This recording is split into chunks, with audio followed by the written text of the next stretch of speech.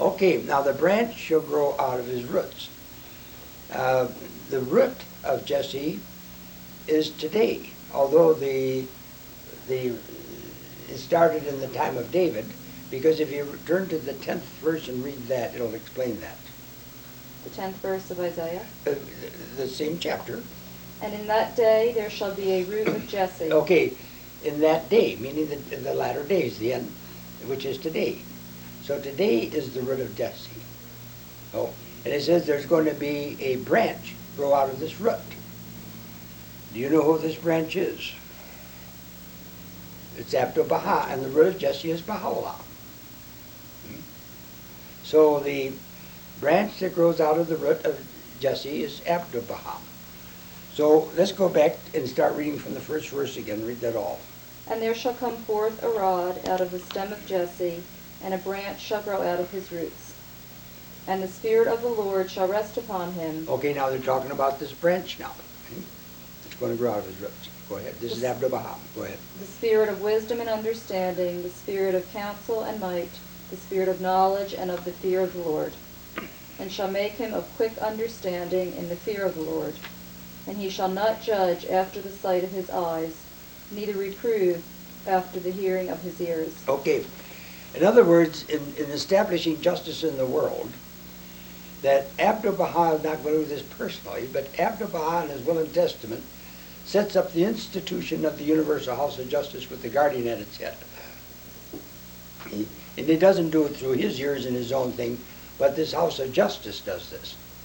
All right, you want to continue? But with righteousness shall he judge the poor, and reprove with equity for the meek of the earth. And he shall smite the earth with the rod of his mouth, and with the breath of his lips shall he slay the wicked. And righteousness shall be the girdle of his loins, and faithfulness the girdle of his reins. The wolf also shall dwell with the lamb, and the leopard shall lie down with the kid, and the calf and the young lion and the fatling together, and a little child shall lead them. Okay, let's stop here for a minute. It says here that righteousness shall be the girdle of his loins and so forth. Here Abdul Baha sets up this institution of the Universal House of Justice, and for the first time in the world, we're going to have justice. We've never had justice before. Each manifestation emphasizes a certain particular quality of God. For instance, Moses, the law. Buddha, enlightenment. Zoroaster, purity. And Krishna, detachment. Muhammad was a comforter. Jesus emphasized love. But we've never had justice in the world.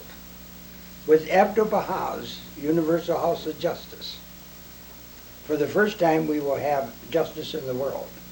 And then he said the wolf shall dwell with the lamb, the leopard shall lie down with the kid, and the calf and the lion fatling together. If a lamb laid down with the lion, it'd probably wake up in the lion's stomach. So these animals, some Christian sects, such as the Jehovah's Witnesses, actually sets this up. They say that these animals are going to change that way, you know. Actually, they look at this and they don't understand a thing of the Bible. These are symbols of nations, like the lion is a symbol of Great Britain, the eagle of the United States, and all these different nations have a different animal for a symbol. It means these are nations that have been at war since the time of Nimrod down to the present time are now going to lie down together in peace and in harmony. And it's because of this Universal House of Justice that Abdul Baha delineates in his will and testament. And he says a little child will lead them.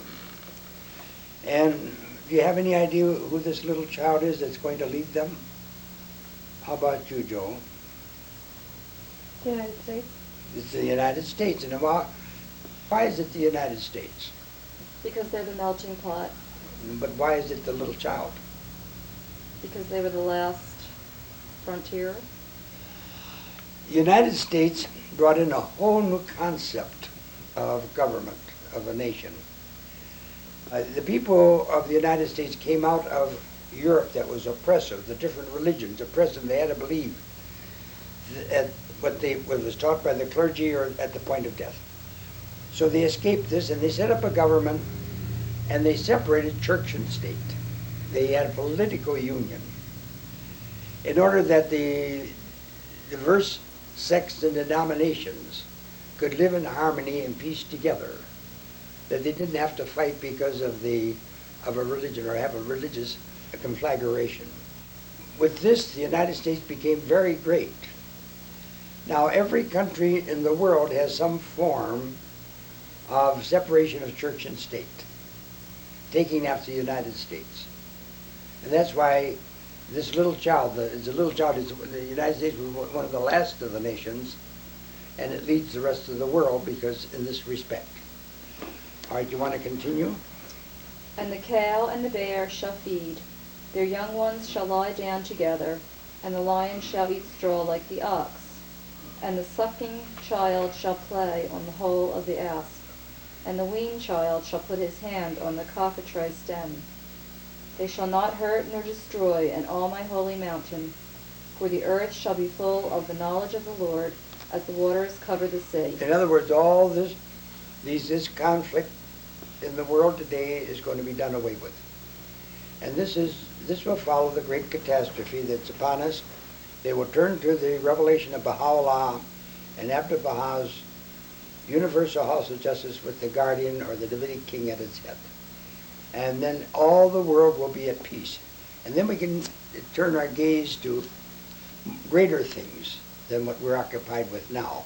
The arts, the sciences, the betterment of human life, the betterment of the mind and the spiritual development of the people and of the children. And this earth will become a paradise. It'll be a rose garden. Everybody will be able to be engaged in a craft or art or science in which he's interested in. And they won't have to work all these long hours at small pay, because computers and the machine and these other things will produce most of the goods. And people will have the time to spend in becoming spiritual. Where today it's dog eat dog, and we're supporting such a tremendous military, $1 trillion budget on military each year. This comes out of the pockets of the poor. And they don't have enough to eat and they don't have enough to clothe themselves because they're supporting this grossly overhead of nuclear armament. So this will make a whole new world that God has promised in this book. All right, you want to read on? And in that day there shall be a root of Jesse, which shall stand for an ensign of the people. It shall the Gentiles seek, and his rest shall be glorious. Okay, in other words, the Gentiles is going to seek this. And this comes about because the enzyme of the nations, the root of Jesse, is Baha'u'llah, which is an enzyme for the nations.